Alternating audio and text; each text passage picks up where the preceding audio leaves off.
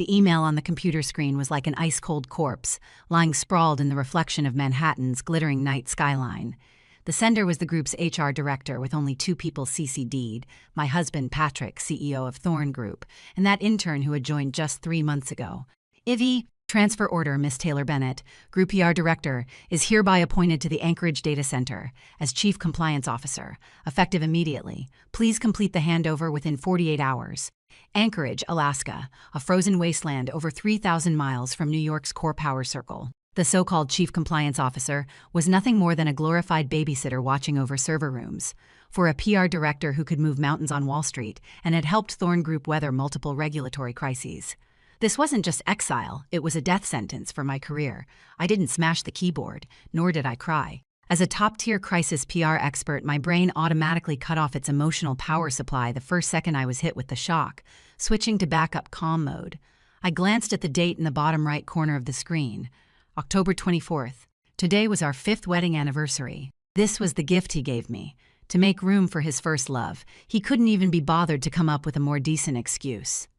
I raised my hand, fingertips flying across the keyboard, not to reply to the email, but to open the encrypted drive named Pandora. It contained backups of all the gray area data I had handled for Patrick over the past 5 years as the Thorn Group's cleaner. 10 minutes later, the data backup was complete. I pulled out the drive and slipped it into the hidden compartment of my handbag. Then I opened another document, Uncontested Divorce Agreement. I had drafted this document 2 years ago when Ivy first appeared, but never printed it. I used to think our marriage was a perfect fusion of interests and emotion, unbreakable. Now it seemed I had overestimated my importance in Patrick's heart, and underestimated just how low a man could stoop when he wanted to elevate his new flame. The beep of the biometric lock unlocking came from the foyer. Patrick was back. He walked in carrying the chill of late autumn and a faint trace of cloying perfume. It wasn't my scent. It was that cheap yet flashy fruity floral fragrance Ivy always wore.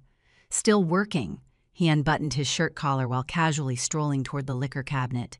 I remember telling you to get some rest tonight. You are in charge of coordinating the charity gala at the Met tomorrow. Such a casual tone, as if that email banishing me to the frontier had never existed.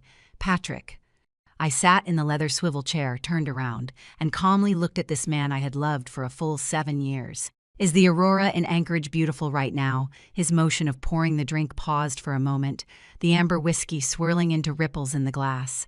He turned around, a hint of impatience flickering in those deep, captivating eyes. But it was quickly masked by his usual arrogance.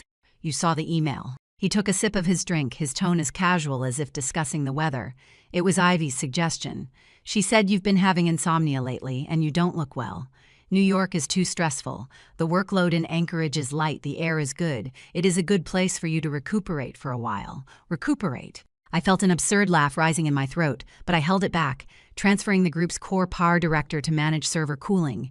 You call that recuperation, Patrick. I am your wife and a partner of the company, not a toy you can just toss aside to make some young girl happy. Patrick frowned and set the glass down heavily on the counter, making a harsh sound. Taylor, don't make it sound so ugly. Ivy meant well. She thinks you are too tired. Besides, the PR department needs younger blood lately. Ivy may have just graduated, but she has got spark. Unlike you, always so uptight. Completely lacking in charm. Aura. I stood up, my high heels clicking crisply against the marble floor. Does that refer to her not being able to understand even basic financial reports, or to her rubbing her foot against your pants leg under the conference table?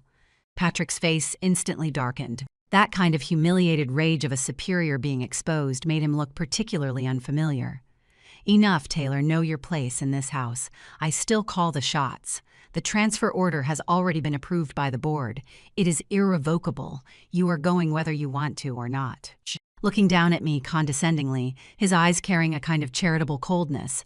As long as you obediently stay there for half a year, once Ivy has established herself in the PR department, I'll consider transferring you back. By then, you'll still be Mrs. Thorne, still enjoying the wealth and glory this trust fund brings. So that is how it is. He wanted both the thrill of a new flame and couldn't bear to give up me, this extremely useful tool. He wanted to put me in cold storage and take me out whenever he needed someone to wipe his ass. What a perfect scheme. I looked at him, and that last trace of warmth in my heart, lingering from 5 years of marriage, was completely extinguished in this moment, turned to ashes. No need. I pulled out the document that had just been printed from the printer behind me and slapped it against his chest with the back of my hand. Patrick caught it instinctively, divorce papers. I looked straight into his eyes and said word by word, "Since you love Ivy so much, I'll grant your wish. Not just Anchorage, I won't set foot in the entire Thorn Group ever again." Patrick froze, then let out a contemptuous sneer. Without even glancing at the agreement, he crumpled it into a ball and tossed it into the trash can by his feet. "Divorce, Taylor, are you joking with me?" He stepped closer, his slender fingers gripping my chin, forcing me to look up. "Have you forgotten your father is still lying in that nursing home? Who has been paying for his astronomical medical bills every month? Your pathetic little salary or the Thorne family fund?" My heart clenched violently. That was my weak spot, and his most despicable bargaining chip. "You were trying to threaten me with my father's life." My voice was cold as ice. "I am teaching you to face reality." Patrick released his grip, dusting off his hands like he was brushing away dirt. "Without me, you wouldn't last 3 days in this dog-eat-dog city of New York. Stop making a scene. Ivy will be attending tomorrow night's banquet as my date, and you'll be in charge of logistics. If you behave properly, I can pretend tonight's little farce never happened." With that, he turned and walked toward the bathroom, leaving me with nothing but his utterly cold back. "Oh, right." He stopped before closing the door. Turned his face sideways, his eyes sinister. "If you don't report to Anchorage according to company policy, it'll be treated as voluntary resignation. When that happens, your stock options, your severance, you won't get a single cent. Think it over carefully." The sound of water came from the bathroom. I stood in the empty living room, staring at the crumpled paper in the trash can. He thought I'd be scared. He thought I'd kneel down and beg him for money, for my father's medical bills, just like after every argument before, swallowing my pride to help him clean up his mess. But he was wrong. Real crisis management is never about compromise. It is about cutting your losses. I picked up my phone and dialed my personal lawyer, Lucas Taylor. "It is so late. What happened?" Lucas's voice carried a hint of sleepiness. "Lucas, initiate Plan B." I stared at the blurry silhouette showing through the frosted glass bathroom door. My gaze sharp as a knife. "I want a divorce. Also help me contact the major headhunting firms. I want to sell myself for a good price within 24 hours. After hanging up, I didn't stay a second longer in this suffocating mansion. I didn't even pack my bags. I only took my documents, my hard drive, and the only photo of my father and me together. I walked out of the building. The night wind of Manhattan cut like a blade. I looked back at the lights still on at the top floor. "Patrick, you think you are in control of everything, but you forgot the foundation of this building was laid with my help. Since you want to drive me out, I'll pull out this foundation and watch your towering edifice crumble." The next morning, I was woken up by an urgent phone ringing. Last night, I stayed at a hotel near the law firm, barely sleeping a wink. When I saw the caller ID showing it was the nursing home's attending physician, my heart tightened and I answered immediately. "Miss Bennett, your father suffered a massive heart attack this morning. The situation is extremely critical. He needs bypass surgery and ECMO support immediately." The doctor's voice was extremely anxious, but when we tried to process the payment, we found that the dedicated medical credit card you left on file has been frozen. Frozen. I sat up abruptly, my mind going completely blank. "That is impossible. Even though it is a supplementary card, the credit limit is separate, and there is still emergency funds from my premarital savings transferred into it. The system shows it as a compliance freeze." The doctor explained. "The hospital's finance department said this was an order received by the issuing bank. The account is suspected of irregular transactions.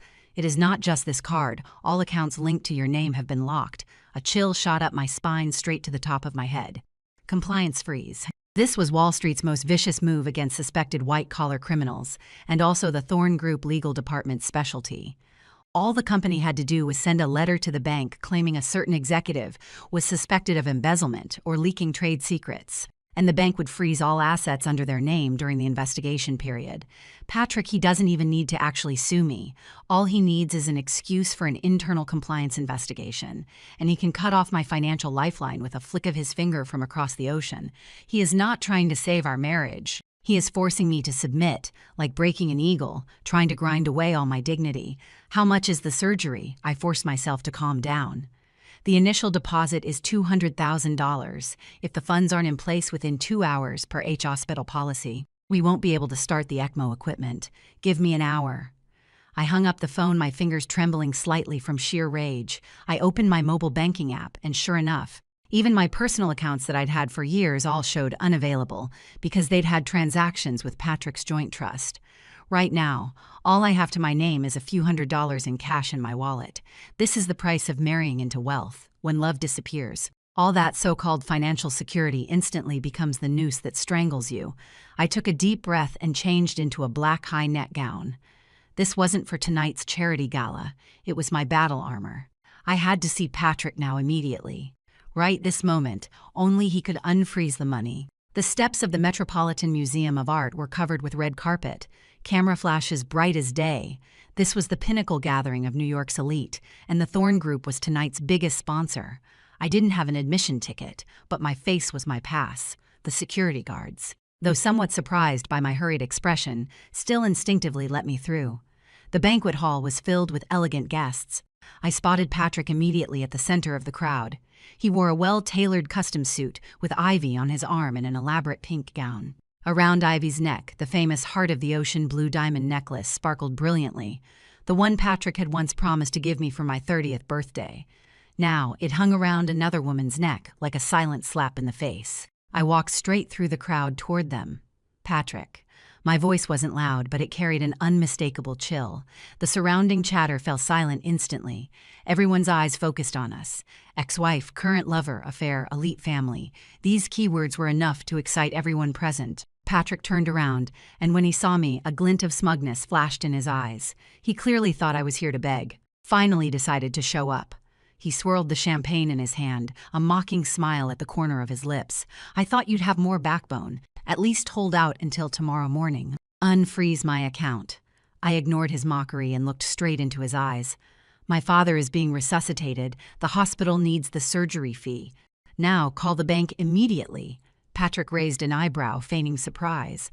Oh, what a coincidence. You just threatened me with divorce yesterday, and today your father is critically ill. Taylor, isn't your script a bit too cliched? Yan.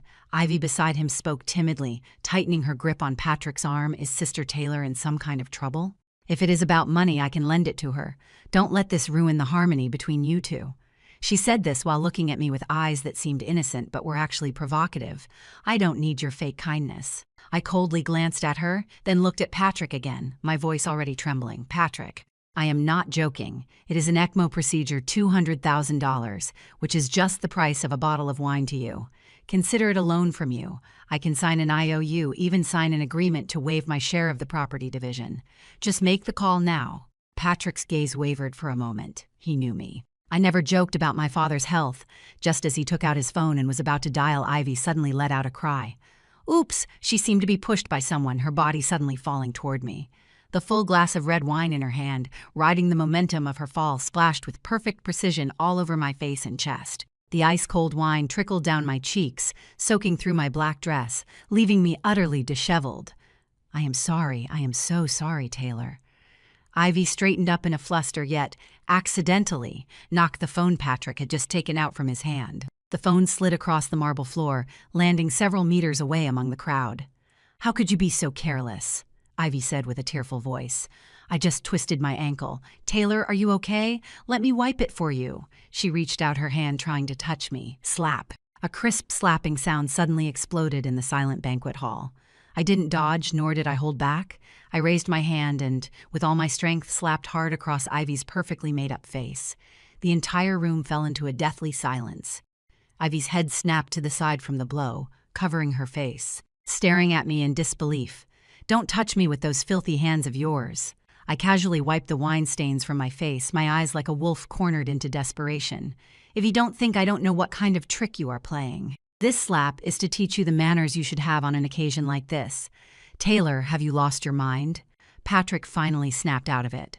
He shoved me away and pulled Ivy behind him, his face full of rage. What kind of scene are you making in public? Is this your crisis par professionalism? His shove sent me stumbling several steps, nearly falling.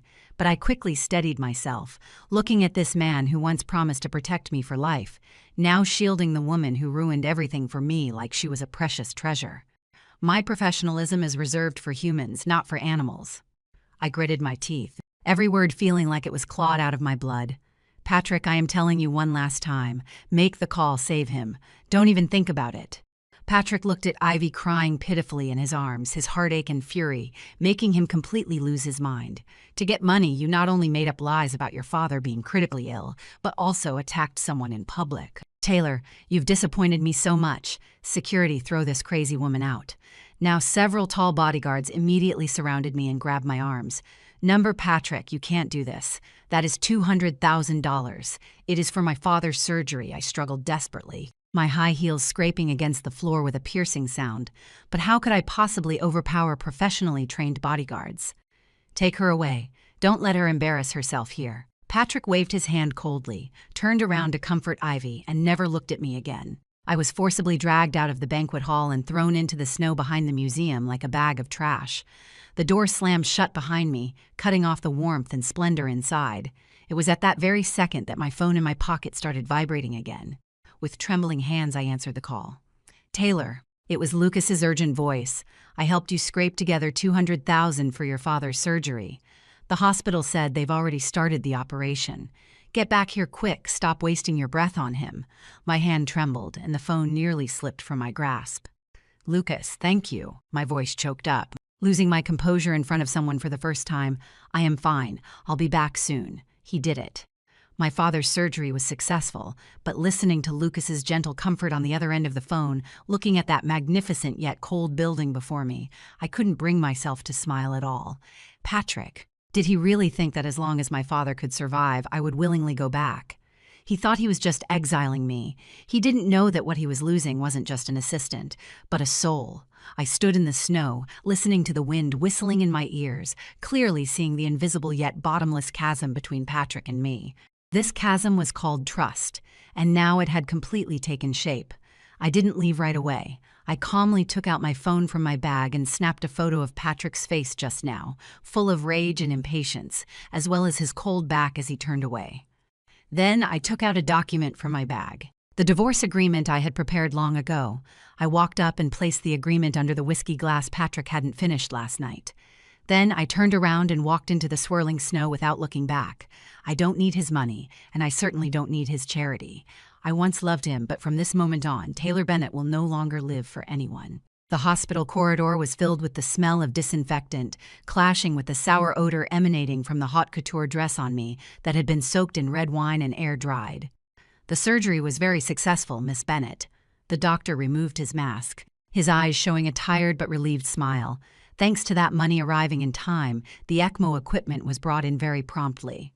Next, we just need to observe in the ICU for 48 hours. If there is no rejection reaction, she'll have pulled through.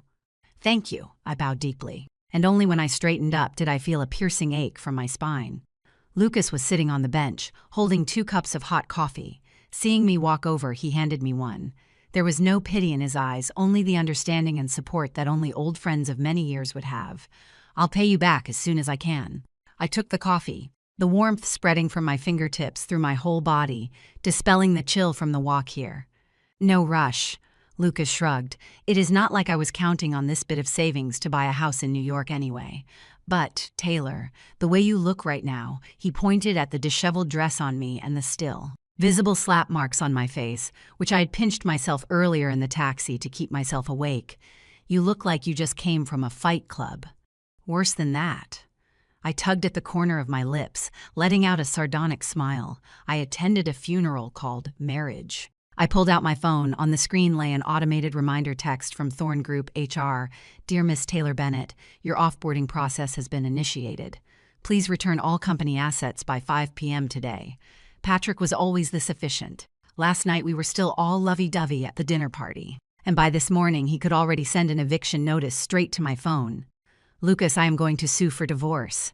I took a sip of coffee, the bitter taste spreading across my tongue, yet making me exceptionally clear-headed, and it is a contested divorce, not an uncontested one. Lucas froze for a moment, then said seriously, You've thought this through. Patrick has the top legal team in America, and he set up extremely tight asset protection in the prenup. If you want to go to court, this will be a long and ugly war. I know. I looked at the old man hooked up to tubes behind the ICU glass, my gaze gradually hardening like iron. I don't want his money. The Thorne family's money is too dirty. I don't give a damn about it. What I want is to make him pay. Pay how? his reputation. I turned my head and looked at Lucas. I want that perfect CEO image he is so proud of to shatter into pieces, just like the phone he threw away last night. For the next 3 days, I was like a machine that couldn't feel pain. During the day, I kept vigil by my father's bedside, watching that green lifeline on the monitor rise and fall. At night, I locked myself in a small conference room at Lucas's law firm, facing the encrypted computer that held 5 years of my hard work. Patrick thought I was just a PR director responsible for wiping asses and putting on a good front. But he forgot that, as the person who knew him best in the world, I also held all his dirty little secrets. Those technically adjusted financial reports made to pass regulatory review, those fake news stories orchestrated to crush competitors, and those illegally approved project funds funneled to pave the way for that airhead Ivy. Each one was a blade capable of piercing straight through the heart of Thorn Group's stock price. But I wasn't in a hurry to release any of this. I am a crisis PR expert. I know the best revenge isn't a one-time destruction, but making him watch helplessly as the empire he built crumbles bit by bit. On the 4th day, my father was finally transferred to a regular ward. It was also on this day that Patrick's assistant finally called. "Miss Bennett, the boss wants you to come back to the company." The assistant's voice sounded somewhat nervous. "It is about your resignation handover. Tell him I'll go when I have time." I hung up the phone coldly. But I didn't go to that towering skyscraper of Thorn Group. I went to a small cafe that only a handful of industry insiders knew about, where sat the Wall Street Journal's most senior investigative reporter and also Thorn Group's biggest headache, Michael Taylor. When Michael saw me, his expression was priceless. "Has the sun risen from the west? Thorn Group's watchdog is actually inviting me for coffee. I've already resigned." I pushed a thick envelope in front of him, my tone calm. "This is a detailed audit report on Thorn Group's Anchorage data center construction project. I think you'll find it interesting." Michael opened the envelope suspiciously. After just a few pages, his expression changed. "This is real." He suddenly looked up at me. "Inflated costs, illegal land use, and forged environmental assessment data to cover up pollution. If this gets out, Patrick's going to prison." Prison might be a stretch, but he'll at least lose a layer of skin. I stirred the spoon in my cup. This project was proposed by Ivy, and Patrick signed off on the approval. Besides, this is just the appetizer. Michael's gaze at me changed from contempt to awe and even a hint of fear. "Why give this to me?" "Because the enemy of my enemy is my friend." I stood up and smoothed out the hem of my clothes. "Michael, do me a favor. Hold this story until next Monday. That is the roadshow day for Thorn Group's next round of financing." Michael smiled knowingly. "Deal, Taylor. I have to say, you are way more ruthless than that playboy Patrick. You flatter me." Walking out of the café, the midday sun was so bright I could barely keep my eyes open. I didn't go back to the hospital, but went to a hair salon instead. "Cut it short," I told the stylist. "The shorter the better." In the mirror, my long hair fell bit by bit, just like those years I spent growing it out to please Patrick. When I walked out of the salon with a neat ear-length bob, I felt so much lighter. I didn't want to be that gentle and virtuous Mrs. Thorne anymore. From today on, I am Taylor Bennett, the woman who once dominated debates at Columbia University, the one my mentor called a woman with the heart of a lion. My phone rang. It was Patrick. This time, I didn't hang up. "Taylor, what the hell are you doing?" Patrick's voice, barely concealing his anger, came from the other end of the phone. "R says you haven't even completed your resignation procedures yet. And what did you send to that bastard Michael? He has been teasing on Twitter about big news next week. Was that your doing, Patrick?" I stood on the bustling streets of Manhattan, looking at the giant logo atop the Thorn building across the street. "I am just giving you a free PR drill. Didn't you always say I was too uptight? Now I want to see what you look like when you are the one who is wound up. You are insane. I need to see you, right now." "Sure." I looked at my transformed self in the glass window, letting out a genuine smile I hadn't worn in ages. "Tomorrow morning at 10, your office. Bring your lawyer. We need to discuss the details of the divorce agreement." "Taylor, don't think having a little dirt on me means you can threaten me." "This isn't a threat, Patrick." I cut him off. "This is a declaration of war." The CEO office on the top floor of Thorn Tower had an excellent view, overlooking all the prosperity and indifference of Manhattan. This used to be the place I knew best. Every important document signing, every crisis response brainstorming session. I had sat across from this wide black walnut desk, fighting side by side with Patrick. But today I sat in the guest seat. Sitting across from me besides Patrick were Thorn Group's chief legal officer and a sharp, capable-looking middle-aged lawyer I didn't recognize. Patrick looked at me. Brow furrowed. Clearly, my neat short hair and sharply tailored white suit made him feel unfamiliar and uneasy. "You cut your hair." That was actually the first thing he asked. "I don't like long hair getting in the way," I replied coolly, placing the document folder on the table. "Let's cut the small talk. This is my divorce petition and the property division proposal." The middle-aged lawyer beside him pushed up his glasses, picked up the documents, and skimmed through them, then let out a soft chuckle. "Miss Bennett, are you trying to walk away with nothing? According to the prenuptial agreement, any rights you have in Thorn Group are strictly limited. Even if you go to court, you don't stand much of a chance." "I don't think you understood." I leaned back, arms crossed over my chest. "That proposal states it very clearly. I am giving up all shares and stock options in Thorn Group, as well as any claim to the division of assets appreciated during the marriage. I am even willing to forgo that premarital savings of mine that Patrick had frozen. Patrick froze, and so did the legal counsel. You don't want anything."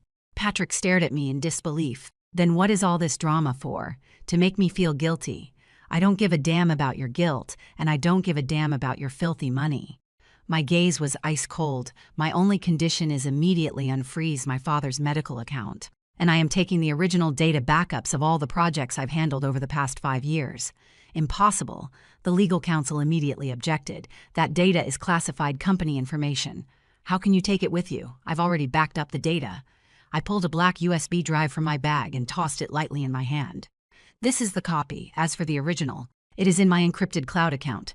If I don't enter the dynamic password that updates every 24 hours, this data will be automatically sent to the FBI, the SEC, and Michael at the Wall Street Journal." The air in the office froze instantly. Patrick's face turned ashen. "Taylor, are you blackmailing me?" "No, this is a negotiation." I looked at him, my eyes without a ripple of emotion. "Patrick, you know what is in there. Anchorage is just the tip of the iceberg. There is also the PR accounts from last year used to cover up the sex scandal at the California branch. The falsified market share reports from the year before to pass the antitrust investigation. Any single one of these is enough for the board to kick you out." "You wouldn't dare." Patrick slammed the table and shot to his feet, his eyes bloodshot. "I am your husband. I've treated you well these 5 years. Is this how you repay me?" "Treated me well?" I couldn't help but laugh, the laughter filled with desolation. "You mean banishing me to Alaska on our wedding anniversary? You mean publicly humiliating me for your little mistress? Or do you mean when my father was hanging by a thread? You stood by and watched him die, even kicked me while I was down." Patrick's gaze flickered for a moment, his momentum weakening. That was a misunderstanding. "I didn't expect your father was really seriously ill either. I thought it was just your sympathy ploy, a misunderstanding." I stood up, both hands braced on the table, glaring down at him. "Patrick, just admit it. In your heart, I was never your wife, just a convenient tool, a nanny at your beck and call. The moment this nanny wanted a little dignity, you thought she didn't know her place." "Taylor, sign it." I pushed the property waiver agreement in front of him. "Sign it, unfreeze the account, and I'll give you the key to the dynamic password. From now on, we're even. I'll take your secrets to the grave as long as you don't come bothering me." Patrick looked at the agreement, then at the USB drive in my hand. Fine beads of sweat seeping from his forehead. He was a businessman, calculating the pros and cons, giving up tens of millions in property division in exchange for the group's safety and the security of his CEO position. This was the most worthwhile deal there could be, as long as what was sacrificed was a woman who once loved him deeply. Finally, he picked up the pen. "Taylor, you'll regret this." He glared at me viciously before signing. "Without Thorn Group, you are nothing. You'll come crawling back begging me. Then let's wait and see." Watching him sign that flamboyant name at the end of the document, I felt no ripples in my heart whatsoever. No relief, no heartbroken pain, just a numbness of everything being settled. I took back the agreement, tossed the USB drive on the table, and turned to leave. "Wait," Patrick stopped me. "Ivy, she is actually very innocent. She just wants to prove herself. You don't have to take your anger out on her." I stopped in my tracks, my back to him, feeling a wave of physical nausea. Even at a time like this, he was still defending that woman. "Patrick," I didn't turn around. "Do you know about that kidnapping case from 10 years ago?" A silence came from behind me. That was Patrick's taboo, and the root of his unwavering devotion to Ivy. 10 years ago, I was at that summer camp too. I said softly, "The one who negotiated your release from the kidnappers, the one who ran into the forest alone to lure the criminals away. It wasn't Ivy." "What did you say?" Patrick's voice suddenly shot up. "Nothing." I resumed my steps, pushing open the heavy oak door. You only believe what you want to believe anyway. Spend the rest of your life with your innocent little lover. You two are quite the match. Walking out of Thorn Tower, Michael's call came in right on cue. Taylor, the intel you gave on that Anchorage project is explosive. But are you sure you want to release it now? Once it is out, Thorn Group's stock could be cut in half. I glanced back at the building gleaming in the sunlight, a cold smirk curling at the corner of my lips. Release it, I told Michael. Also, book me a ticket to Los Angeles. One way. You are going to Hollywood, yay. I took a deep breath, savoring the air of freedom. I heard there is a movie about financial fraud over there looking for a producer. I think I've got plenty of experience. Hanging up the phone, I hailed a taxi. To JFK Airport, the car started, and the scenery outside the window rapidly receded. That cage that had trapped me for 5 years, that false title called Mrs. Thorne, was finally left completely behind me. Patrick, the game has just begun. When you thought I was a fool for leaving with nothing, I had already taken your most precious war experience and gone to carve out a new battlefield of my own. Goodbye, New York. Father passed away on the 3rd day after I arrived in Los Angeles. Even though the surgery was successful, even though the advance payment arrived on time, his heart worn down by years of hard labor and illness, ultimately couldn't make it through the post-operative rejection period. He passed away in his sleep, peacefully without pain. I received the doctor's call in a cheap rental apartment in Los Angeles. At that moment, I didn't break down like last time. I just sat quietly on the floor, looking at the tall palm tree outside the window, feeling the last bone in my body called weakness being completely pulled out. I flew back to New York overnight. Without notifying anyone, I used my remaining savings to buy the cheapest plot at a cemetery in the suburbs. The funeral was simple, so simple that there were only 2 people, me and Lucas. That day, New York had a rare freezing rain. The raindrops hit the black umbrella, making a pitter-patter sound, as if accompanying this silent farewell. Taylor, my condolences. Lucas placed a bouquet of white chrysanthemums in front of the tombstone, looking at me with worried eyes. I was wearing a black trench coat, no makeup, my face pale as paper. I looked at my father's smiling photo on the tombstone. It was his only memorial photo, taken 10 years ago when I got into Columbia University. How proud he was back then. Lucas, thank you, I said softly. If it weren't for your money, my dad might not have even made it onto the operating table. I'll pay you back as soon as I can. Don't say that. Lucas hesitated. Actually, Patrick contacted me yesterday. He asked where I was, if he could reach you. He said he heard your father passed away. I tugged at the corner of my mouth sarcastically. What? Does he want to come check if I am lying for money again? Just then, a black Maybach slowly pulled up at the cemetery entrance. The car door opened and Patrick stepped out holding a black umbrella. He looked somewhat haggard with dark stubble on his chin, his expensive suit appearing somewhat wrinkled. Seeing me standing with Lucas, his eyes dimmed for a moment. Then he strode over Taylor. He stopped a few steps away, his gaze falling on the tombstone, his voice hoarse. I am sorry, I didn't know it was real. What are you doing here? I turned around, blocking his view, not wanting his hypocritical gaze to taint my father's peace. Patrick pulled out a check from his pocket and handed it to me. This is $1 million. His fingers were trembling slightly. I know this money can't make up for anything, but at least it can let you give your father a better funeral. Also, those things I said before, I was just angry. Ivy doesn't know any better, I've already talked to her. I looked down at that thin piece of paper. The number on it had many zeros, enough to let me live comfortably for a while. This was Patrick's logic. All the hurt could be smoothed over with money. All the wrongs, as long as you signed a check, could be treated as if they never happened. $1 million, I repeated softly, looking up at him. Patrick, do you think I am that desperate for money? Taylor stopped being stubborn. Patrick frowned, a hint of helplessness in his tone. I know you spent all your savings on the surgery. You have no job now, no savings. How are you going to live? Take it, consider it a token of my goodwill to my father-in-law. Goodwill? I let out a cold laugh. I took the check. Patrick's expression relaxed a bit. He thought I had given in. But the next second, I pulled a lighter out of my pocket and lit the flame with a click. Patrick's pupils contracted sharply. What are you doing? I brought the flame close to a corner of the check. The orange tongues of fire quickly devoured that expensive piece of paper, turning the signature and numbers on it into ashes. Taylor, are you crazy? That is $1 million. Patrick wanted to rush forward to save it, but was forced back by the coldness in my eyes. I let go, letting the burning ashes fall onto the cold, wet soil, soon soaked by the rain and turned into a pile of mud. Patrick, take your money and scram. I looked at him and said, enunciating every word. My father doesn't need your thoughtfulness. If he knew down there that his funeral was paid for with your money, he'd be so angry he'd jump out of his coffin. Because this money is stained with the blood and tears of his daughter's humiliation." Patrick stood frozen in place, his face deathly pale, and I took a step closer to him. "Don't ever mention Ivy again. Every time you bring up that name, it is like reminding me how blind I must have been to fall in love with you. Taylor, do you really hate me that much?" His voice carried a slight tremor. "Our 5 years together really can't outweigh this one misunderstanding." "Misunderstanding?" I pointed at the tombstone behind me. "You call this a misunderstanding? This is a human life, Patrick. What lies between us isn't a misunderstanding.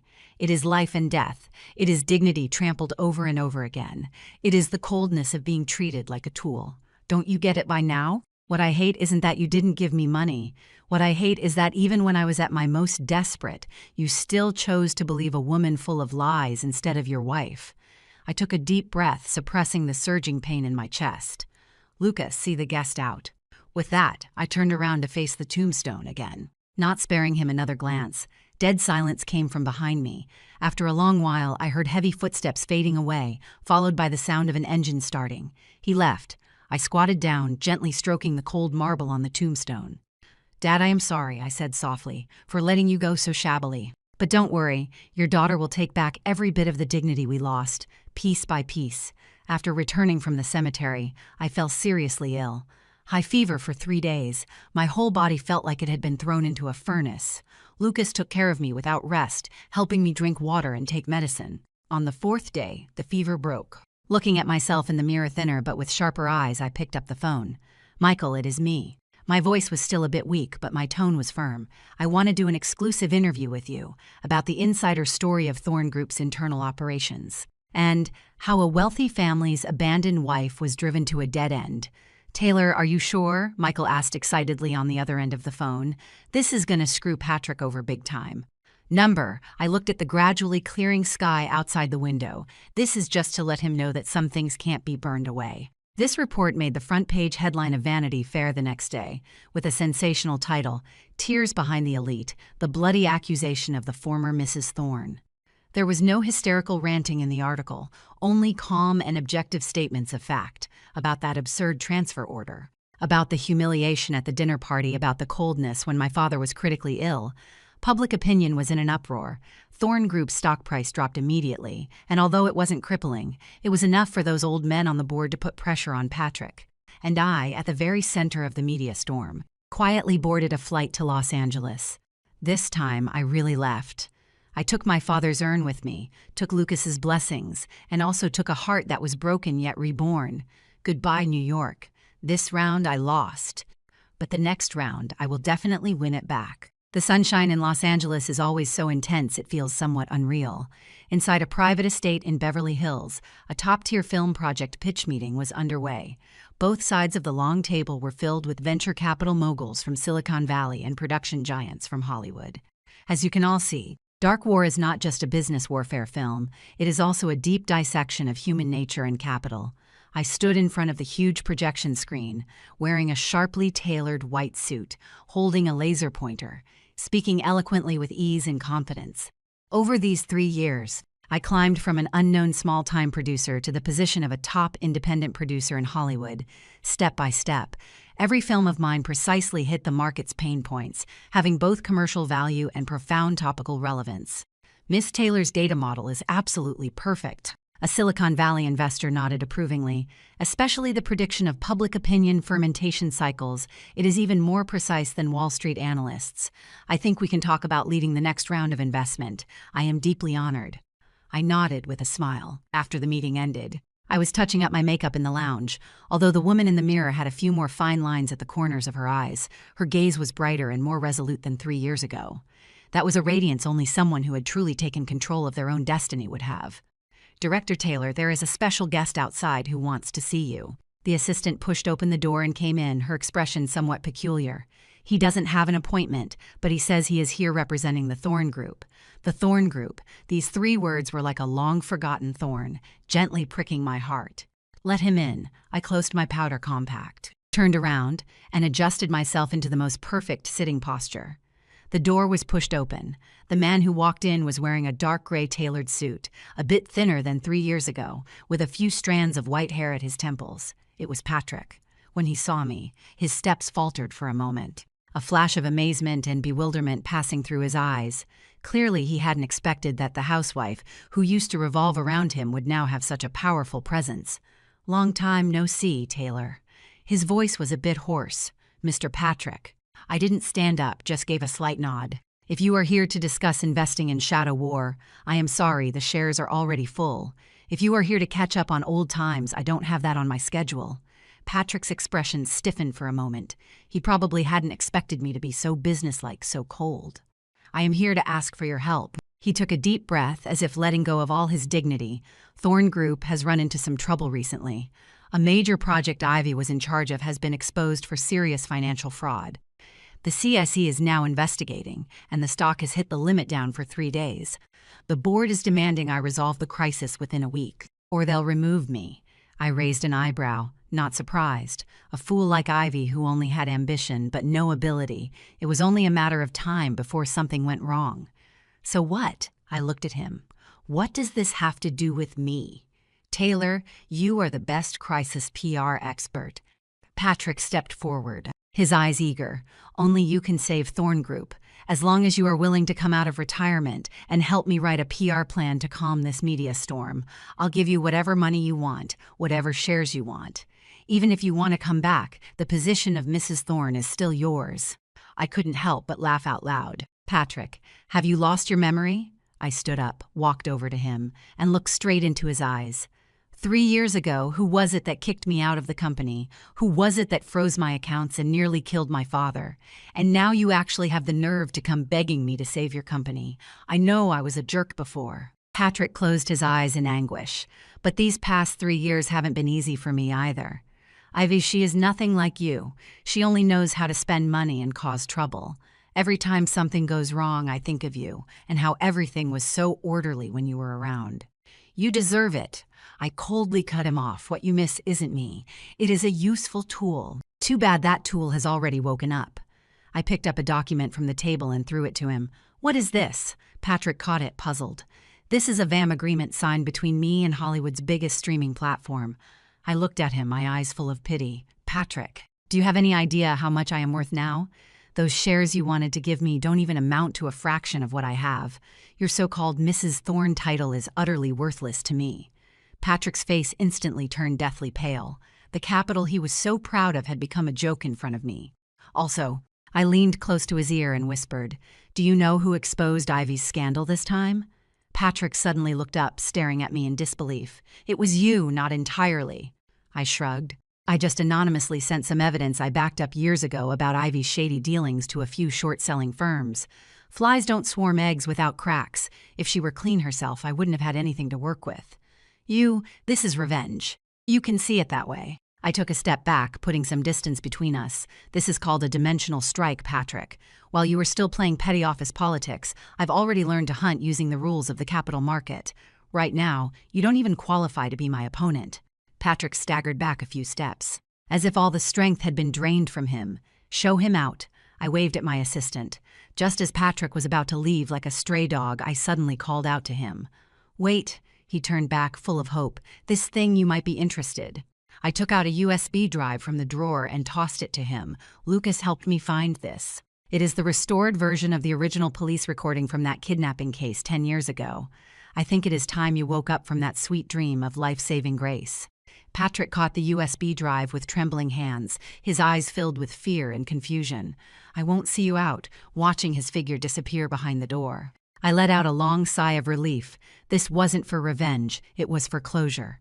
It was to tell my former self, who once loved so humbly, "Look, that man who acted so high and mighty is nothing more than this, and I have long since flown beyond that vast sea that once trapped me." The rainy season in Los Angeles arrived without warning. Late at night, rain poured down heavily, washing over the winding driveways of Beverly Hills, shrouding the entire city in a hazy mist. I had just finished a video conference with the European distributors, tiredly rubbing the space between my brows. My assistant knocked and came in, looking somewhat flustered. President Taylor, Mr. Thorne is still downstairs. He has been standing in the rain for 3 hours now, and no matter how security tries to persuade him, he refuses to leave. He says if he can't see you, he'll keep waiting. I walked to the floor-to-ceiling window, and through the dense curtain of rain, I saw that familiar Maybach parked by the streetlight downstairs, and beside the car, a solitary figure stood alone in the downpour, completely drenched, like an abandoned sculpture. It was Patrick, the man who used to fly into a rage if even a speck of mud got on his leather shoes. The man who maintained his refinement and dignity at all times was now standing there like a madman, letting the downpour drench him. I knew why he had come. The contents of that USB drive were enough to destroy everything he'd believed in for the past 10 years. "Let him come up," I sighed, ultimately unable to harden my heart enough to let him drown in the rain. It wasn't out of softness. I just wanted to see for myself what expression would be on that arrogant face of his when the lies were torn apart. 10 minutes later, Patrick appeared at my office doorway. He looked utterly wretched. His expensive suit was soaked through by the rain, clinging tightly to his body, his hair plastered messily against his forehead, water droplets dripping continuously from the tips. His face was pale as paper, his lips purple from the cold, his whole body trembling slightly, but he clutched that USB drive tightly in his hand, his knuckles white from gripping too hard. "Is it true?" The first words out of his mouth, his voice hoarse and broken, as if choked with blood. I sat in the leather chair behind the desk, looking at him with a calm expression. "You've heard it yourself, haven't you? The on-site recording that the police restored back then. That girl who could calmly analyze the situation under the kidnapper's knife, even using psychological tactics to stall for time, whose voice that was you should be able to tell." Patrick painfully closed his eyes, his body swaying, nearly losing his balance. "It was you, it was always you," he murmured to himself, tears mixed with rain sliding down his cheeks. That voice, although young but so calm, so logical, who else could it be but you? He suddenly raised his head, his eyes filled with regret and despair. "Why, Taylor, why did you never say anything? Why for these 10 years? Did you just watch as I treated Ivy like a savior and spoiled her? Watched me being kept in the dark like a fool by her?" "I did tell you." I looked at him, my gaze cold. "The second year of our marriage, when Ivy first appeared at the company's annual party. When you publicly announced she was your lucky goddess, I told you when I got home. I said I was also at the summer camp that day. I said I was also injured that day. But what did you do?" I stood up and walked toward him step by step, staring into his eyes. "You laughed at me for being jealous. You said I was so desperate for your favor that I'd gone crazy, even trying to steal credit like this. You even warned me not to mention this in front of Ivy, afraid it would hurt her fragile heart." Patrick's knees buckled, and he fell to the ground with a thud. That once lofty CEO of Thorne Group, that arrogant Patrick, was now kneeling at my feet without any dignity, covering his face and sobbing uncontrollably. "I deserve to die. I truly deserve to die." He slapped himself hard across the face. "I actually hurt the person who truly saved my life, all for a fake. I mistook a fake for the real thing and treated a poisonous snake like a treasure. Taylor, I am a bastard. I am a complete and utter bastard." Watching him cry his eyes out on the ground, I didn't feel the satisfaction of revenge I had imagined. Only an overwhelming sense of absurdity and sorrow. Is this what they call love? Love built on gratitude and lies as fragile as a piece of paper. "Get up, Patrick." I stepped back, avoiding his hand that tried to grab the hem of my dress. "Don't dirty my carpet, Taylor. Give me a chance, please. Give me a chance to atone." He raised his head, looking at me with eyes full of hope. "I've already fired Ivy. I've already sued her for fraud. I'll make her spit out every single penny she swallowed. I'll make her rot in prison. As long as you are willing to forgive me, I can give you the entire Thorne Group. I can give you my life. What would I want your life for?" I sneered. "Patrick, you still don't understand." I turned and walked toward the floor-to-ceiling window, gazing at the pitch-black night outside. "I saved you not so you would repay me, nor so you would love me. It was simply because I am Taylor Bennett, and I can't just stand by and watch someone die. Even if the person kidnapped that day had been a stranger, I would have done the same thing. And you hurting me wasn't because you mistook who your savior was, but because of the arrogance and selfishness in your bones. You are used to categorizing people into different classes, used to measuring feelings by their benefits. In your eyes, I had utility value, so I was a good wife. Ivy provided emotional value, so she was your true love. I turned around, looking at Patrick still kneeling on the ground, and the last ripple of emotion in my eyes disappeared. If the person who saved you really had been Ivy, would I have deserved to be trampled on by you like that? Would my dignity as your wife really be worth less than some so-called life-saving grace? Patrick froze. His mouth was open, but no sound came out. In that moment, he finally understood that what he had lost was not just a lifesaver, but a soul who truly loved him, respected him, and whom he had killed with his own hands. Go back. I issued my dismissal. Don't come here again. The way you look right now is really ugly.